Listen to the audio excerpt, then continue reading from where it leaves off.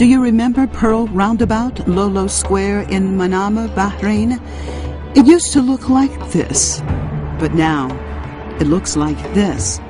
The regime in Bahrain tried to erase the symbol of the revolution and the importance of the square, just as in Tahrir Square, the former Mubarak regime in Egypt sent in camels with men on them to try to beat the protesters and scare them off and block out the importance of protesters gathered there. Now from Tahrir, we go to Taksim Square in Istanbul, Turkey. The Turkish government has decided that the most well-known square in the country, along with Gezi Park, should be made into a shopping center. Why would Ankara decide to destroy this historic area? And why now? Is a shopping center that important? Or is there another reason for the decision? Could it be that perhaps the government in Ankara is making a similar decision like that which was made in Manama? Removing symbols are very significant. Taksim Square is the center of resistance and demonstrations.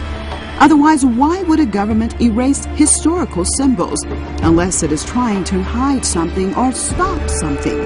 In Manama, the government destroyed Lolo Square because they thought it could stop the revolution in progress by destroying the place that people would gather for demonstrations. Though Manama destroyed the symbol, the revolution continues. And in Turkey, from the decision made by the government to destroy this historic area has come the outcry of the Turkish people. From the plan to cut down the trees of Gezi Park and transform this area, Ankara is witnessing the transformation of its people from keeping quiet to rising up. Demonstrations broke out in Istanbul and has spread throughout the country. There are no longer demonstrations protesting just the destruction of a historic area. There are protests against the destruction of the direction that the Turkish people want their government to go in. The government has responded harshly with tear gas, water cannons, and arrests. Many people have been injured, and at least one person, according to latest reports, has been killed. The Turkish people are fed up with a government they see as more and more going in a different direction than what its people want. The Turkish people did not want its nation to get involved in the Syrian situation, but the government did. The Turkish people kept saying that they had no problems with its neighbors and that ultimately by being involved it could affect Turkey itself. But the government of Tayyip Recep Erdogan continued to have a deaf ear towards its people and continued working with the Americans and the Saudis and others to overthrow the government in Damascus. The Turkish government approached the Syrian situation as if there was sheer hatred for the Syrians. Even recently, a new bridge was built in Istanbul and named Yavuz Sultan Selim. Why did you decide to name the bridge after the king who killed tens of thousands of Alavis and fought with Iran and conquered Syria? What message are you trying to give? Are you promoting blood being spilled? Why don't you promote peace? Why have you chosen a path of confrontation and hatred?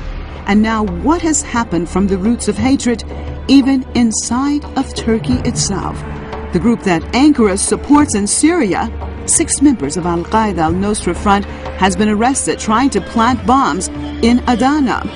Why did you support these terrorists to begin with, that now they're inside of Turkey and threatening the country? Now that you have refused peace, the path that your people wanted, now the streets in many Turkish towns are filled with your own people calling for the government to fall. As you beat your people and attack them with tear gas and water cannons, do you think that you are promoting democracy?